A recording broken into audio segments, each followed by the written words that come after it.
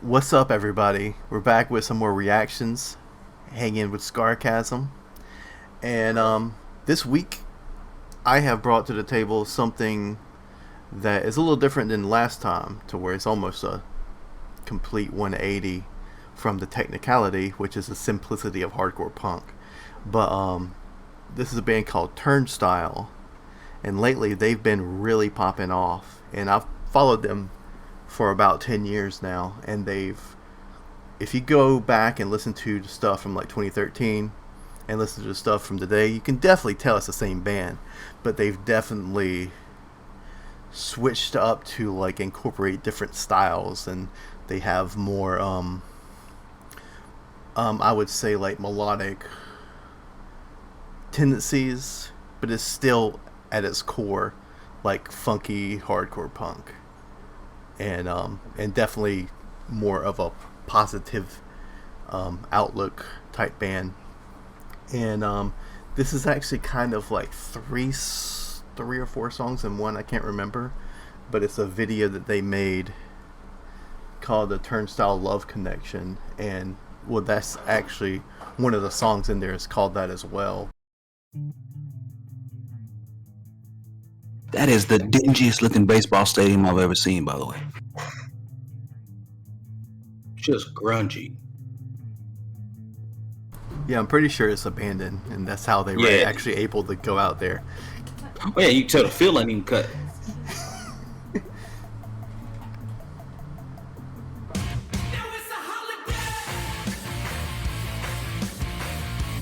Black dude on electric, okay.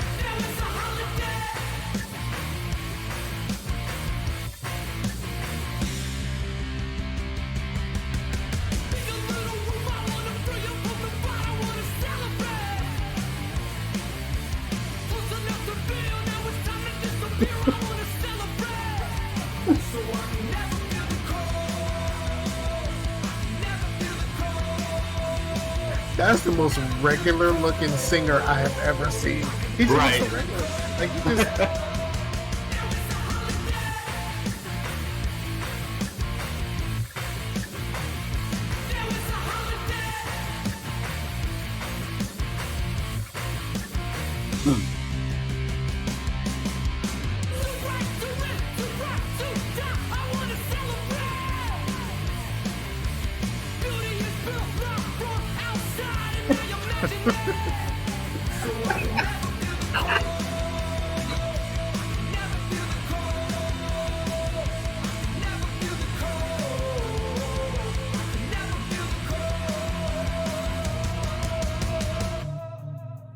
Yo, I need to know what year this video was shot because that mullet is serious.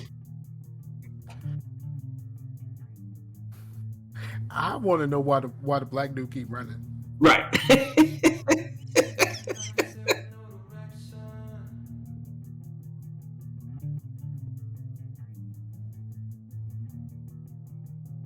They don't really have a bass guitar though. They definitely have an electric.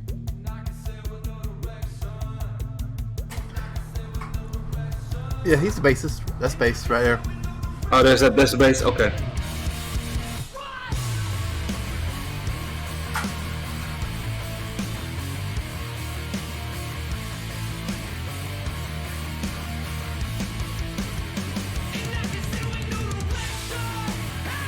The drummer banging though.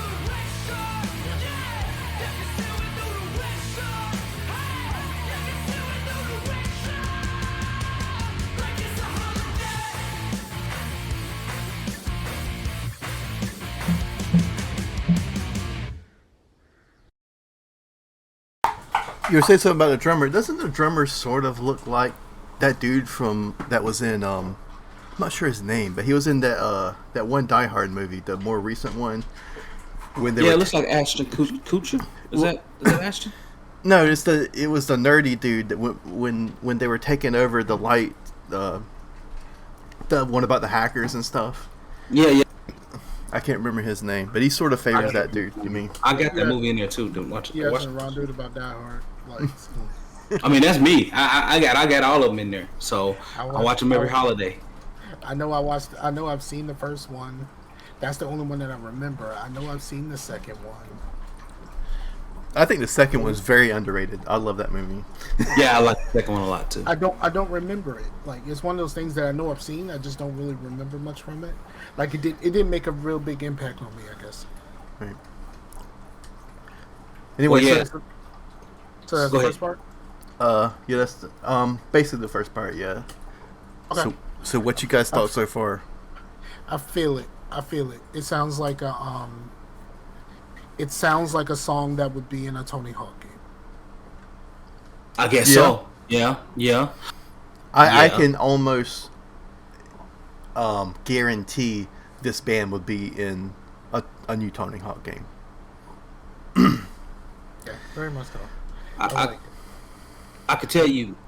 Oh, sorry. Go ahead, Scar. Are you good? So, the direction of the video was quite hilarious, man. The way they kept cutting the people. Yeah. And I found that quite hilarious. Like how he jumped down and then he's just like kind of strutting. Yeah, and then the camera pan, and then it went right back to him. I'm like, okay, I guess you didn't mean to pan, but that's okay. But it was hilarious. But no, I mean they were driving pretty hard. It's funny because when they started off showing the black dude, and it sounded like he was on electric, but you told me that was the bass, so. I don't know. It's just weird. Maybe they were switching around during the song. I don't know, but it was weird. Well, the electric basses do.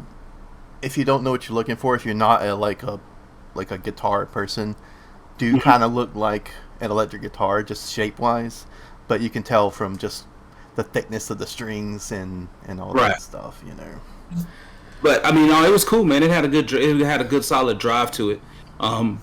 Appreciated that, and as the amateur drummer, that one part where the dude was kicking the shit out of his bass. I know. I was gonna ask you, man. He looked like he was tired, though.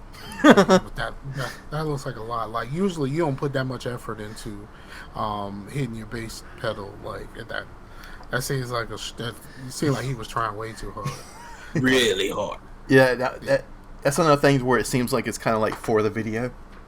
Yeah, definitely for the video because you don't need to do that. I mean, he's gonna destroy that thing.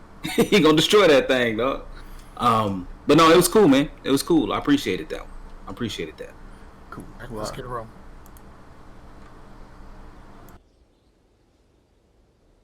That is the dirtiest stadium I've ever seen in my life, though. Yeah, it's very much an abandoned stadium. Like, Absolutely.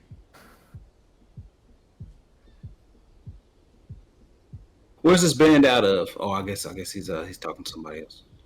But it's interesting. They let him sing? Right.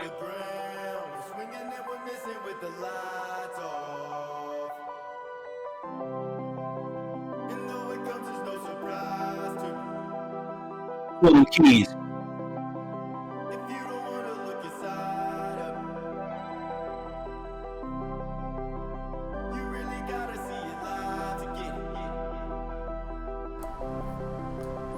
Also, this band's from Baltimore. Okay.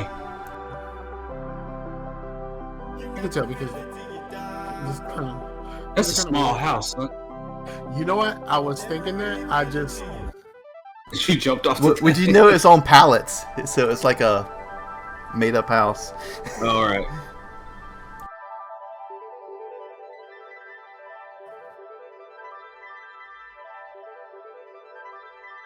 What is this?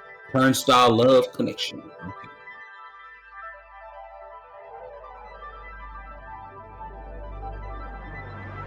Are they in an amphitheater? Okay.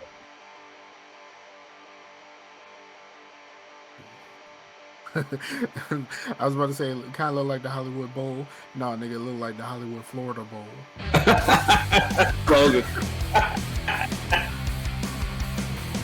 Man.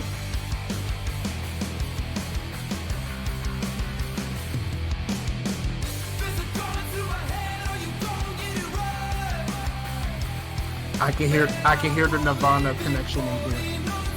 Can you hear that?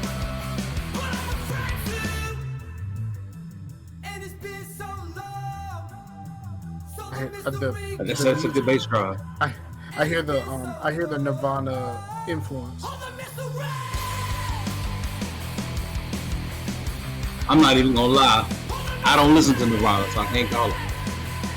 I did.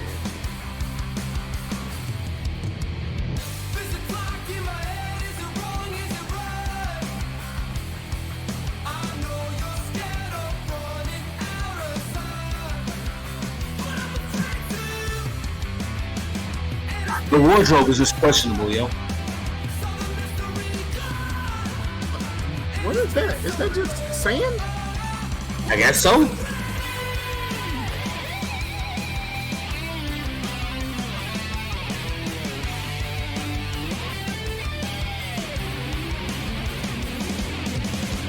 You would think that the visuals would be telling a story, and it just don't. It's just like we're just gonna cut different scenes. Right. Why there's just boxes on the side of the street? Like this. I have all the questions. Yes.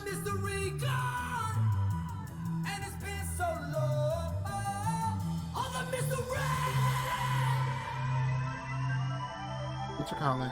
I can hear the What's those dudes who did Been Caught Stealing? I don't know. Being Who caught did stealing. Jane's Addiction. I hear Jane's Addiction in the vocal stylings, but I hear Nirvana as the backing music. I hear the influence of those, but I definitely hear Jane's Addiction in the vocal stylings. Yeah, the I mean, I guess I could get that, but they because you guys haven't really heard much on like Youth Crew style hardcore and stuff, so they definitely had that feel of bands like Gorilla Biscuits and Youth of the Day and stuff. But anyway, you were saying like the video direction, like to me it just felt like kind of almost stream of conscious, you know, like Pretty it's much, a bunch of yeah. random stuff, but it also sort of also feels like when you're just hanging out with people when you're going to different places, and then you think back on the day, it just seems like we did a bunch of random shit today, you know. You know, when you're younger, you know. Yeah. I was amazed that was the first time I saw a fedora in a video that wasn't a black R&B video. Like that was the first time I saw it in a video, and I was kind of amazed. But no, man, no, like yeah, you could tell their stuff is uplifting. They don't have a lot of dissonant chords. They don't work around a lot on those minor keys, man. Like they really work on the positive, more prevalent, happier chords. You know, 1, 3, 5. They work on that. There's a lot of 6 to drive, of course, to turn around, but yeah, it was pretty good, man. It's pretty good. I enjoyed it. Sweet. Keep going here.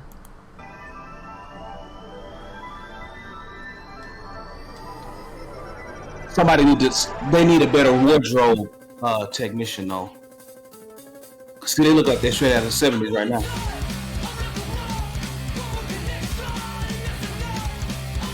This is 100% Tony Hawk. Brother was like, man, I don't need no shirt.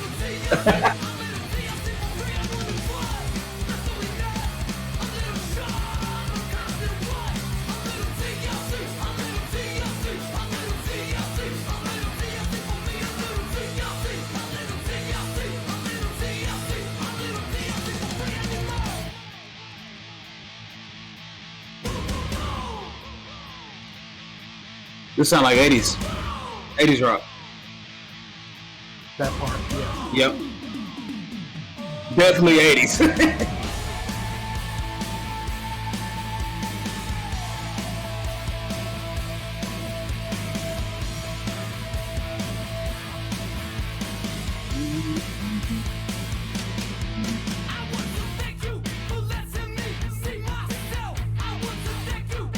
What? My man with the slide. Right. Oh. They did Baltimore club music. That's where the Baltimore comes in. I hear. Oh, really? I know that's Baltimore club music right there. I like the little breakdown though.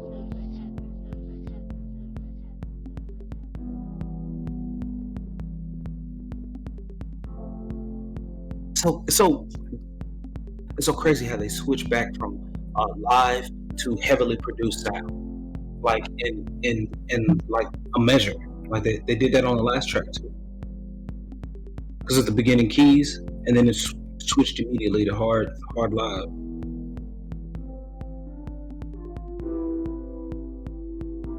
Damn, this mic again, dog. What is it about this mic? I guess that's the through line of the story that they're telling. I guess so. I guess we traveling. Onward. Mm-hmm.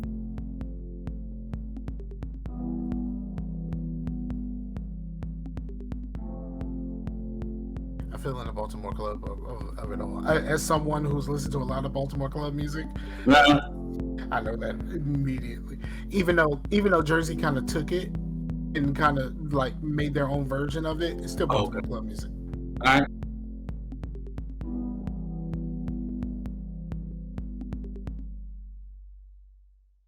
Okay. I know you got one more, Chase, but let's pause and let me holler about it. Was that the last one? That was it. The Okay. Yeah, actually, that ending, where it really continued with what you said, the Baltimore club music sound. That's actually not on the album. Like I want to thank you for letting me see myself, when it kind of like goes into that low part, it kind of fades out there on the album. Like the only place that has that extended kind of it takes some rocks, right? Absolute rocks, right? To put Sly on your song, right? To pull that in like that, especially in a style that people aren't used to. Come on, son. Yeah. I dug it. I dug it. Nice. Like I really love this band. Like before, I brought something where I was like, I think they might like this, but it's not really something that I listen to all the time. This is I've listened to this album like when it came out last year. I mean, it was like one of my top listened to albums. I love this album. I've loved all their albums, but I love to see them grow and see them become more popular, and seeing them on like late night talk shows is like crazy, because they were just a small band from Baltimore in 2013, but it's really cool. And you don't really see bands or artists these days like, oh man, you sold out. Now people are like almost excited. You're like, oh man, that's awesome, you guys are actually making money now, that's cool. Yeah you know. Yeah. But the whole goal, man. I mean, it really kind of depends, right? Mm-hmm. It depends on how much their sound changes, because like you can for a lot of bands you can tell like when their sound gets cleaned up a lot and it's too shiny. Mm-hmm. Well, they've done that too, though, but still underneath, I think it always has to do with, for one, like the hardcore punk scene and just hardcore metalcore, any of that kind of like core genres. Like they stick with their people. Like if you stick with them, they stick with you, and that's why bands like AFI and bands like what's the other one? There's an AFI song that I like. Hold on, AFI. I gotta look it up. Well, like I don't like a lot of their new shit, but I still respect them because I know they stick with their people. Miss Murder is on Rock Band or something like that, and I love singing that song. Cool. They that's the only thing I know from AFI. Actually, I know Girls Not Great.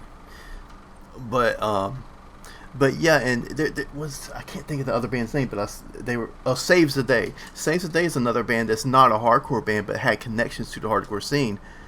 And since even though that they got really popular for a minute, they still got respected because of those roots. Like it's like they don't really care if, as long as you stick to your roots. I mean, Turnstile still sounds like Turnstile, even though they added and have experimented more. I mean, yes, this new album is much more experimental than their earlier stuff, which is straight hard. Like the song on here that was the TLC, the Turnstile Love Connection one, that was like super fast. That was pretty much all their earlier stuff. That's what it all sounded like. You know what I mean? So, but it's still So was it one of those things to where it's like Dragon Force, where everything sounds the same? No, it didn't all sound the same, but I'm just saying it was all like intense like that. You know what I mean? It didn't have a lot of these more nuances, but they're still respected, and I think that's super awesome. I mean, I get it if a band like just completely ignores their original fans and be like, "Nah, we're on MTV now. Screw y'all." That's when they're like, "Man, you guys are sellouts." It's not that they're making money; it's that they've ignored their original fans. You know what I mean? And turned their back on their hometown, basically. And you don't really see that much in the hardcore scene. And if you do, you know, Well, they don't. I think for them it's easy for them to, because what I heard today is that they're quite eclectic, right? So they bring together the hard rock and then they try to smooth it out. Mm-hmm. And so it's harder to say you've changed when your original style is incorporating two different styles, right? Yeah. So for me, you can show more flexibility, and you cannot be accused of being called out when that's what you started with. You started with these styles where it's Well, definitely they've always been groovy though. They've Yeah, always yeah. had that backbone of just having super funky, groovy sounds. That sounds like a Red Hot Chili Peppers album, but still. right. but I mean it's cool though, because they rock hard for a minute and then they just pull it back. Mm-hmm. And so I do like that, because it does every time present a contrast, right? But sometimes it's abrupt, as a listener, I'm listening to it, it's rocking along at 96 miles an hour, and then man, they get into the high 50s after that, because they didn't slow it down, you know what I mean? So it's just it's an interesting listen. I think it wouldn't be something I could listen to every day unless I was mentally prepared to enter into that back and forth. Right, but I mean, if you think about like working out, it actually is a good workout thing because it teaches you to pace yourself. Because if you're just listening to something that's like, 150 BPM constantly, then you're not going to pace yourself, and you might go too hardcore. Right? Right. But yeah, it does slow down, and I did like it, and you can tell they have different influences and stuff. Because like Scar said, like you got to have some stones to pull out, sliding the Family Stone outside of context, and outside of its original genre. So I mean, more power to them. That's cool, because I really brought something that was really like dear to me. Like, even though that Turnstile is a newer band, but like I've said it before, and like everyone joked, like, "Oh, Chase is the metal dude." I'm really not the metal dude. I like metal, but hardcore and punk is like what I take to heart. And at some point I'll probably bring in some Terror or Bane or Madball or something. But I love that shit, and I don't listen to it all the time. But man, it brings me back. It's a podcast instead of just a reaction, right? Like, we're not just reacting to what we just watched anymore. Like, you're having a conversation of your feelings about music in general, not about what we just saw. It is about what I just saw. Like, I don't know. It just gets Like, it just gets to me, man. It brings me back to a place. I understand, but we're supposed to be keeping these relatively short, right? It's short-ish. All right. Well, ish. Like, well, that's the end of this video. So check us next time for another reaction.